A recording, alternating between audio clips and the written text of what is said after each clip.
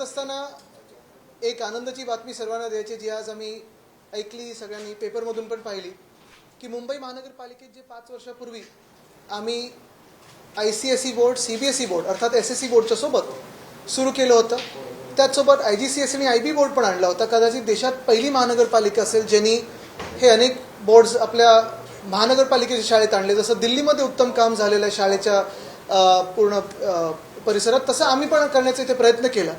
आणि 2011 पासून virtual classroom असेल, टॅब्स असतील, सगळं करत असताना बातमी अशी आहे की 5 वर्षांनंतर आता आमची पहिली बॅच मुंबई महानगरपालिकेची ही CBSE आणि ICSEच्या परीक्षेला बसणार आहे.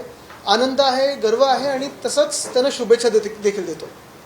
हे सगळं होत असताना एका बाजूला जुनी जी कामं झालेली आहेत, मग महाविकास आघाडीच्या काळात असतील किंवा आम्ही मुंबई महानगरपालिकेच्या तर्फे मुंबईची सेवा करत असताना केली असतील, हे का बाजूला. आणि दुसऱ्या बाजूला आपण पाहतोय गेली 2-2.5 वर्ष ही घटनाबाह्य सरकारची आणि आता हे काही महिने हे भाजप सरकारचे, ह्याच्यात मुंबईला जसं लुटलं जातं आहे, मुंबईचे हाल केले जातात आणि एकंदर महाराष्ट्राचे जे हाल केले जातात हे लोकांसमोर आहेतच. गेले 1-1.5 वर्ष मुंबईतल्या प्रत्येक मतदारसंघातून, प्रत्येक वॉर्डातून पाण्याचा एक मोठा प्रश्न सगळ्यांसमोर आलेला आहे. कुठे पाण्याचा दाब कमी आहे, म्हणजे प्रेशर कमी आहे, कुठे पाणी पुरवठाच होत नाही आहे, कधीतरी अनियमित पाणी पुरवठा होतो, कधीतरी आपण पाहतोय की गढूळ पाणी येतं. अगदी आमच्या सोसायटीमध्ये असेल, आजूबाजूच्या सोसायटीमध्ये असेल, मग उपनगर असेल किंवा शहर असेल, आणि ह्याच्यातून सामाजिक वाद निर्माण होत आहेत. कोणाला वाटतं की जास्तीत जास्त पाणी हे हायराईजला जातं, चाळींना वाटतं दुसरीकडे पाणी जातं आहे, स्लम्सना वाटतं तिकडचं पाणी वेगळीकडे वळवलं जातं आहे, हायराईजला वाटतं की मॉलमध्ये वळवलं जातं.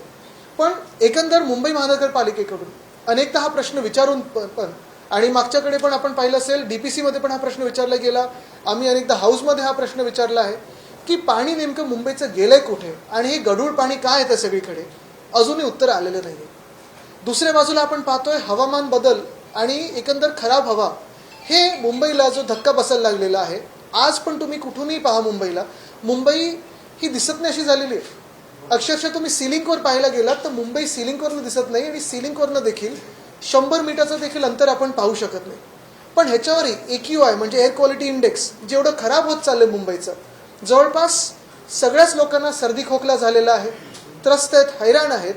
पण मुंबई महानगरपालिका असो किंवा राज्य सरकार असो, पोल्युशन कंट्रोल बोर्ड तर भलतीकडेच, म्हणजे त्यांचं नोटिसा मारणं सुरू असतं, काय कुठे काय नोटीस करतात माहीत नाही. पण प्रदूषणावर कुठेही काम दिसत नाही आहे.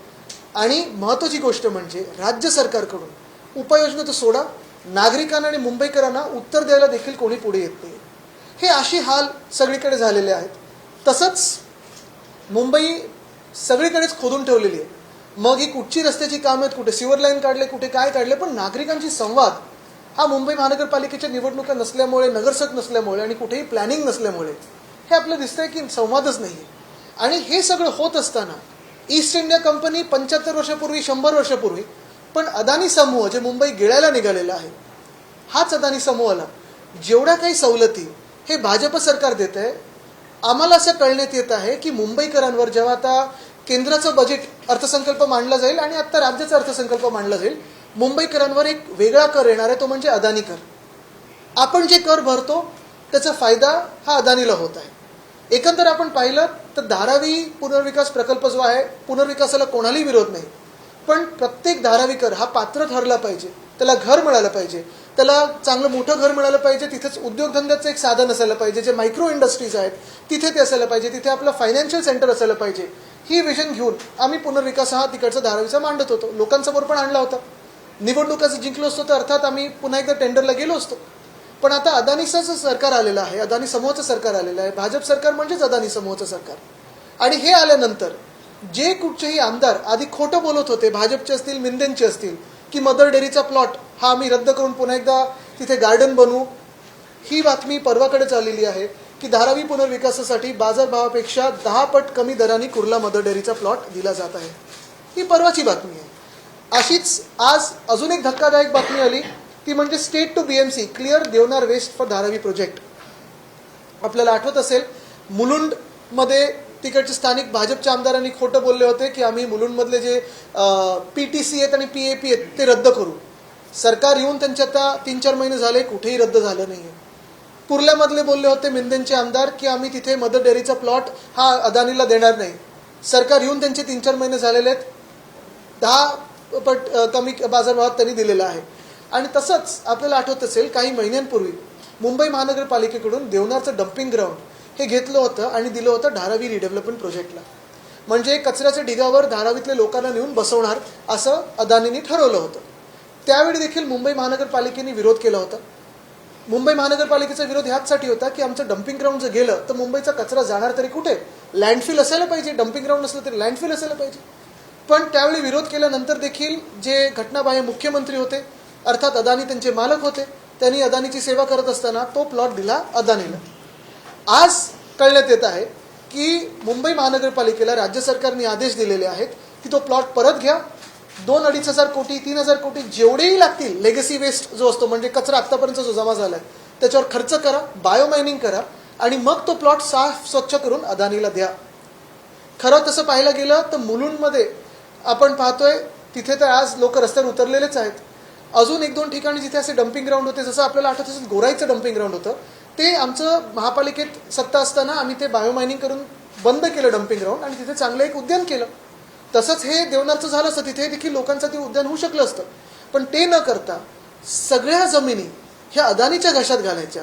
जणू काही मुंबई ही आता पूर्ण ईस्ट इंडिया कंपनी नाही, आता नवीन कंपनी कुठची तर अदानी कंपनी ह्यांना देऊन टाकायची. मग सगळ्या प्लॉट्स असतील अदानीला, रेक्लेमेशनचा प्लॉट अदानीला, कुठचंही नवीन टेंडर असेल अदानीला, पाण्याचं असेल अदानीला, विजेचं असेल अदानीला, सगळं काही अदानीला द्यायचं. हा अदानी कर नवीन काय नक्की, म्हणजे FSI त्यांच्याकडून घ्यायचा, TDI त्यांच्याकडून घ्यायचा. अदानी धारावीच्या प्रीमियम जे 7,500 कोटी आहेत ते मुंबई महानगरपालिकेला भरणार नाही. आणि आता जे आपण मुंबई महानगरपालिकेला कर भरतो म्हणजे 7,500 कोटी तर गेलेच, त्याच्यातून हे 2,500 कोटी आपल्या करातून हे देतील पूर्ण स्वच्छ करून अदानीला. खरं तर हे 2,500 कोटी आहेत ते तुम्ही आमच्या मुंबई महानगरपालिकेच्या सेवेकऱ्यांना देऊ शकता, BSCला देऊ शकता, ज्याला गरज आहे आज 2,500 कोटीची. अनेक गोष्टी आहेत. म्हणजे आम्ही काल परवाकडे पाहिला प्रस्ताव पाण्याचे दरवाढीचे आहेत, आपण पाहतोय BSCच्या दरवाढीचे प्रस्ताव आलेले आहेत, प्रॉपर्टी टॅक्सच्या दरवाढीचे प्रस्ताव आले आहेत. म्हणजे जो काही बोजा आहे, जो काही लोड आहे तो मुंबईकर आणि जी काही जमीन आहे ती अदानी. हा कुठचा न्याय भाजपने आणलेला आहे. आणि ह्याच्यातच जर मुंबईकर आक्रोश करत रोषातून उतरले रस्त्यावर तर ह्याला जबाबदार पूर्णपणे भाजप आणि त्यांचे खरे मालक म्हणजे अदानी हे ठरतील.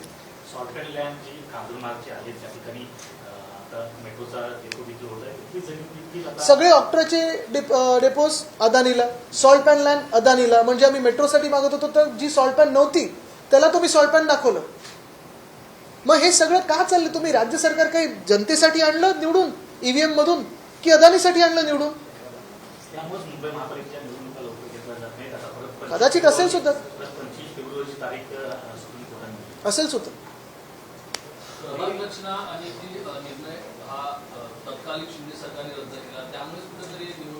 बघा हे ना निवडणुका घ्यायचीच नाहीत, तर निवडणुका घेतल्या तर हे असे निर्णय घेऊ शकणार नाहीत. आम्ही याला तर नाकारलंच असतं. पण मुद्दा हाच येतो ना की हे जे सरकार निवडलं गेलं आहे EVM मधून असेल, जे काही त्यांनी गफले केले त्याच्यातून असेल, जे बहुमत तुम्हाला मिळालंय तर तुम्ही अदानीसाठी मिळवले की जनतेसाठी मिळवले हे तरी सांगा आम्हाला. म्हणजे मुंबईकरांना काही आवाजच नाही का? मुंबईकरांना तुम्ही 1 इंच जागा घेऊन दाखवा. किती SRAचे प्रोजेक्ट्स रखडलेत कितीतरी. आता आम्ही जो मध्ये प्रस्ताव आणला होता जो हाऊसमध्ये मुख्यमंत्री महोदयांनी मान्य पण केलं की collector land to freehold land करायला तुम्ही 1% वर आणा, ते 5% वर ठेवतात. अजून 1% वर आलं नाहीये, तेही अजून मान्य झालं नाही. निवडणुकीच्या तोंडावर मान्य होईल. पण हे सगळं मुंबईकरांना कुठेही सवलत नाही. मुंबईकरांचा प्रॉपर्टी टॅक्स भाजप वाढवणार, मुंबईकरांचा पाण्याचा दर भाजप वाढवणार, लाडक्या बहिणींना अजून इन्स्टॉलमेंट सुरू झालेत की नाही पण 2100चे सुरू झाले नाहीत. म्हणजे ज्या काही सरकारी योजना आधी ते दाखवत होते ही सगळी फसवणूक होती. गुंतवणूक कुठची तर अदानीची इमोशनल गुंतवणूक ह्याच्यात झालेली. तुम्ही काल आयुक्तांची भेट घेतली, ठेवी संदर्भात काही माहिती दिली आहे का? नाही, मी त्यांना तर ते विचारलंच नाही. कारण महत्वाची गोष्ट हीच आहे, आपण पाहताय ठेवी ज्या होत्या आमच्या वेळी अर्थसंकल्पात प्रत्येक पैसा रुपया आम्ही दाखवायचो आणि प्रत्येक प्रोजेक्टच्या अगेन्स्ट असायचं. आता ठेवी सगळे अदानीच्याच बँकेत चाललेत.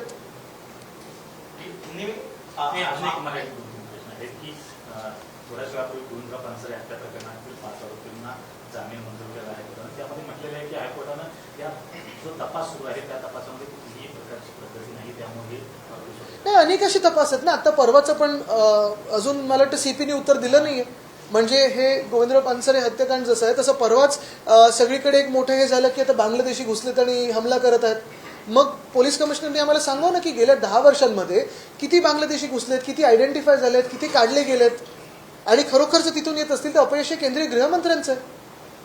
त्यातून 10वी-12वीच्या परीक्षा केंद्रांमध्ये ज्या मुली आहेत त्यांना गुरखा धरून येऊ नये अशा प्रकारची एक लेटर हे नितेश राणे यांनी. बघा, त्यांच्यावर मी उत्तर देत नाही, पण आज एक महत्त्वाचा विषय अजून एक आपल्यासमोर मांडतो जो मी MMRD मध्ये मांडला आहे आणि फडणवीस साहेबांना मी पत्र देखील लिहिलेलं आहे. हेच आहे की आत्ता आम्ही ऐकलं की एल्फिन्स्टनचा ब्रिज या फेब्रुवारीच्या पहिल्या आठवड्यात पाडला जाणार आहे किंवा बंद केला जाणार आहे. मी त्यांना विनंती केली आहे की ठीक आहे, तो आम्ही वरळी शिवडी कनेक्टरसाठी पाठपुरावा करत आहोत, गती मिळालीच पाहिजे. आज पण आम्ही रिव्ह्यू घेतला, पण एल्फिन्स्टनचा ब्रिज जो आहे तो महत्त्वाचा आहे आत्ता कनेक्टर. आणि आत्ता सायनचा ब्रिज बंद आहे. गोखले पुलाचं तर काय मोठं चौकशी करू, असं करू, अमुक करू, पुढे गोखले ब्रिजचं जो नावच नाही घेतलंय भाजपाने, त्यांच्याच कॉन्ट्रॅक्टरनी केलेलं आहे. पण असो, ते जरी असलं तरी आत्ता एल्फिन्स्टनचा ब्रिज बंद करू नये, परीक्षा झाल्यानंतर बंद कराव्या, कारण मुलांना मुलींना कुठेही गैरसोय होऊ नये. तुमच्याकडे जेव्हा अध्यक्षपद होतं त्यावेळेला ड्रेस कोड नव्हता, मात्र आता ड्रेस कोड नाही, ठीक आहे, काही काही ठिकाणी एक बेसिक ड्रेस कोड आपण समजू शकतो, पण त्याचं अतिरिक्त पण होऊ नये. त्यांनी जर बेसिक ड्रेस कोड लावला असेल तर ठीक आहे, तर बघू आता काय केलं त्यांनी नक्की. कॉलेजमधल्या ज्या निवडणुका आहेत त्या होणं गरजेचं आहे, कारण पहिलं महानगरपालिकेचं तर घ्या.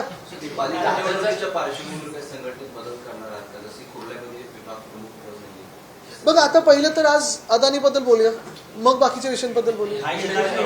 हे चॅनल दाखवते का अजून लाईव्ह? कोणाच आहे? आपण एका निवडणुकीवरून प्रश्न उपस्थित करतात, मात्र राज्यामध्ये अजूनही राजकीय प्रश्न असतात आहेत की विरोधी पक्ष नेता महापालिकेच्या निवडणुकीबद्दल त्यांना बोलू द्या. तुमच्याकडे विरोधी पक्ष आम्ही विरोध करत नाहीत का जिथे विरोध करायची गरज आहे का? तुम्हाला विरोधी पक्ष नेता स्वतःकडे ठेवायचे. बघा, एक तुम्हाला सांगतो, आज जे महत्त्वाचे विषय या राज्यात आहेत, मग ते बीडचा आक्रोश असो, परभणीचा असो, ह्या सगळ्यांवर विरोधी पक्ष म्हणून आम्ही सगळेच महाविकास आघाडी म्हणून रस्त्यावर उतरलेलो आहोत. आणि मुख्य गोष्ट हीच आहे की लोकांचं ऐकायचंच नाही असं राज्य सरकारने ठरवलंय का, हे देखील त्यांनी एकदा सांगावं. आम्हाला अजूनही आशा आहे, अपेक्षा आहे मुख्यमंत्र्यांकडून की ज्यांनी हाऊसमध्ये सांगितलं की आम्ही विरोधी पक्षांसोबत काम करू महाराष्ट्राच्या हितासाठी.